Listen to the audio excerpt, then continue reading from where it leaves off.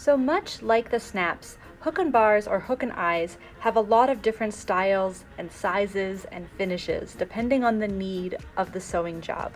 So what we'll be using today is this skirt hook or pants hook and bar.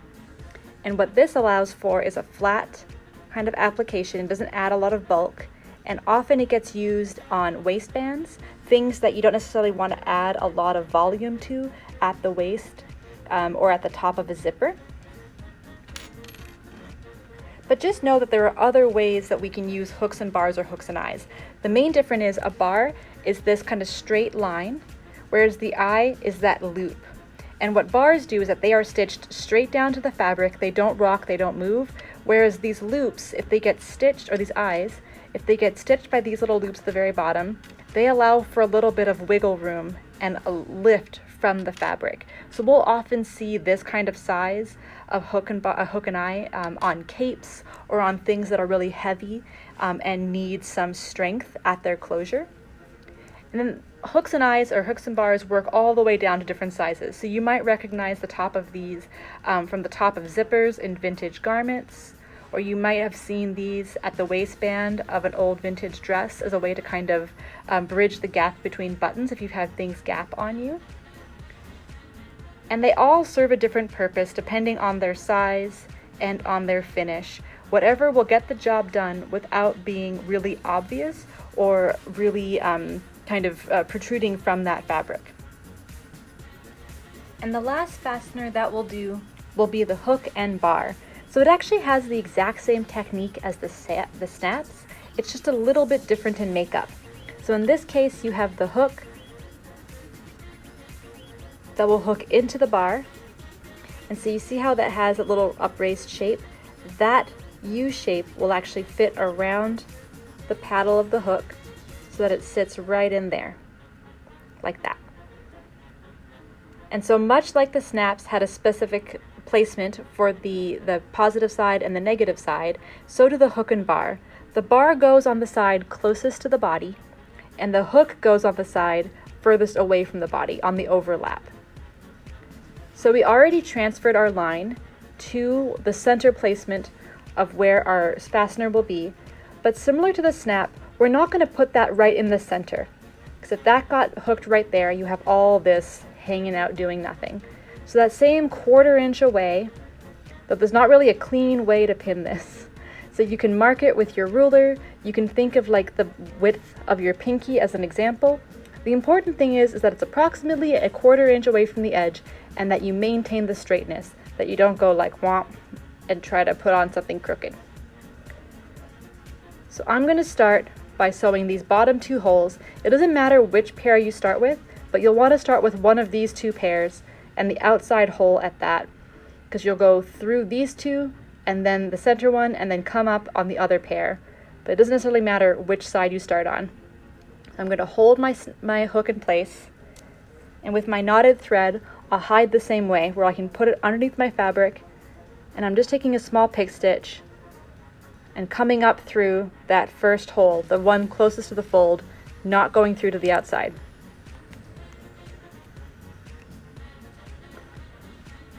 And just like the snap, I'm going to do 4 stitches that just go through the internal layer. So I'm stitching down right next to the metal, and I'm coming up through the hole, but I'm not going through to the outside. And similar to the snap, we're going to fan our stitches. So I'll take some on this top side and some on the right side to give some nice coverage. But that's my 4th stitch.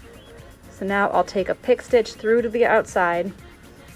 So I've pulled my thread tight, and then I'll go back into the fabric. Oh, see how I missed the hole? I'm just going to readjust and come back through the hole. So that way I'm stitching around the hardware.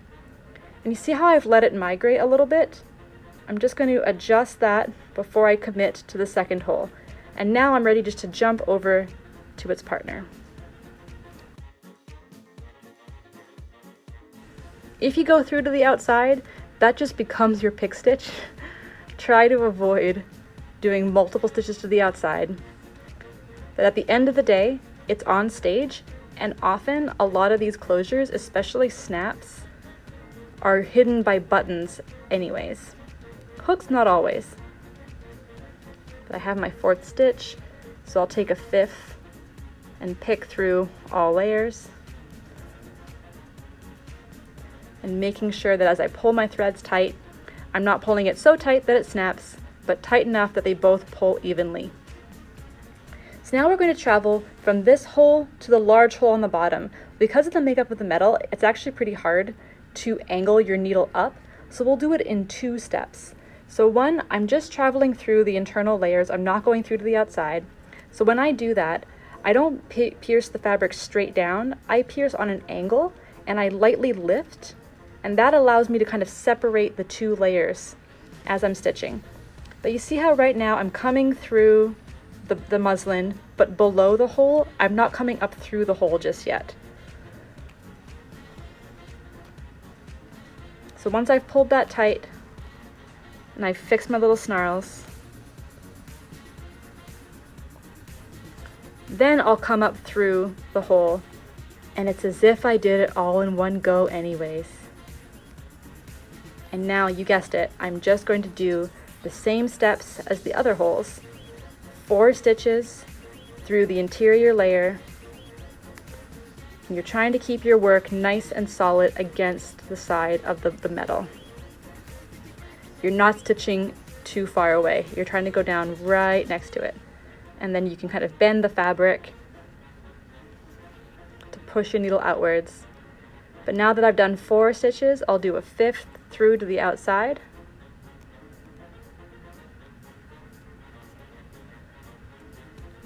And then I will move on to the next pair. So I'm adjusting to make sure that my edge is staying nice and straight.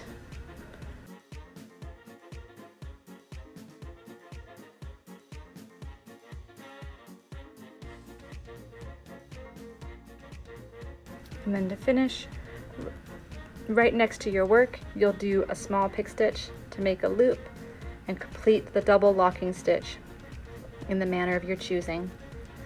And then putting your thread back into the fabric right next to your knot and traveling a 1/4 inch away in any direction. You'll just pull your thread and trim your tail.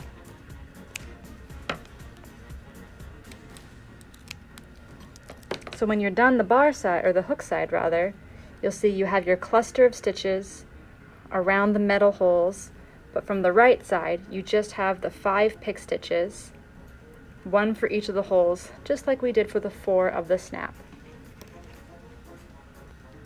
So now we're going to use the placement of our hook to place the bar on the under placket side. So to do that, we're just going to pin a few layers. We've snapped our snap in place to help hold on that side, and then we're going to pin the end of the placket just to help hold all the bits in place. And then I'm going to peel these layers back.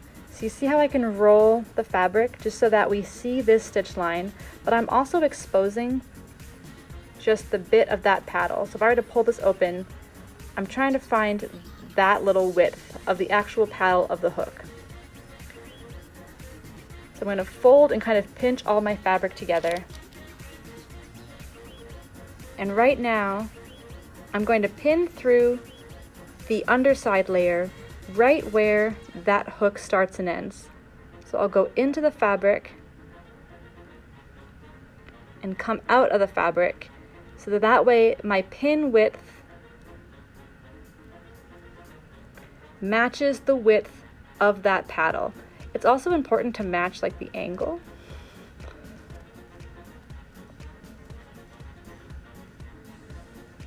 But we can adjust the angle once we lay it flat.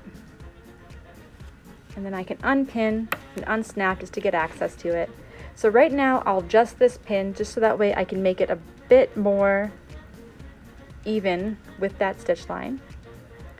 And then I can place my hook and my bar right in place. So I can actually snug it right under the pin.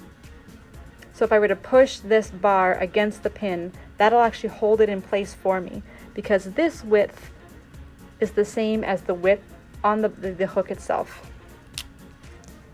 And then we stitch it just like we did with the negative side of the snap, meaning that we hide our knot on the inside of the garment, or the underside of this, and we'll stitch through this hole and then jump over to the next one and keep working our way around.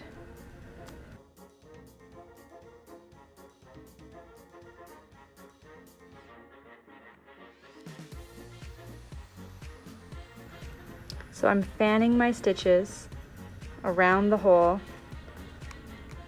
and I'll do 4 or 5 around one hole, and then I'll hop over to the next one.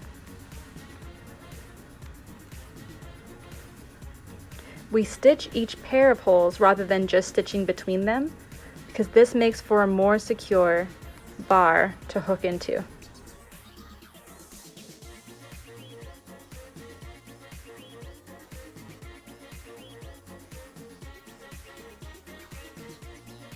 And then once I finish that side, I'll flip to the inside and I will do a double locking stitch.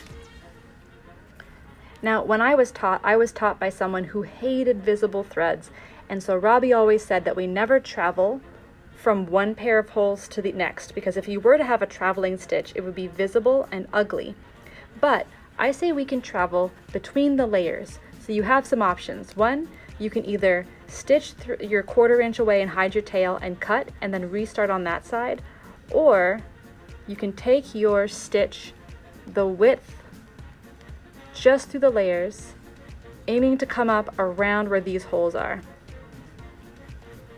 Because I double locked, once I start stitching, this stitch isn't going to give me any attitude and it's not visible. So now I can come up through one of the 2 holes on this side, and then I'll stitch at least once just to get through all layers, and that'll help hold this in place. And once I get this first stitch done on this side, I can take my pin out.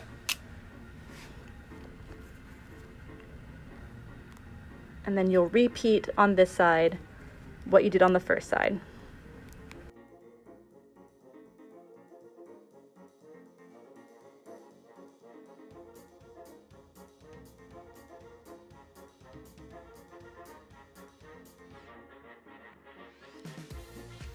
And if you notice that you have a weird little loop on the underside, is just go ahead and find the threads that were coming out of the fabric and give them a pull.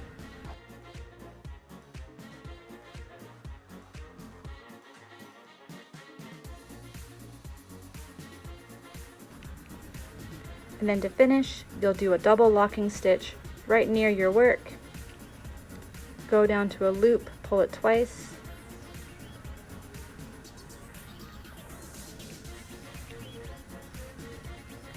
then right next to your work, you'll go through. You see how, I went through to the outside, so I'm going to adjust.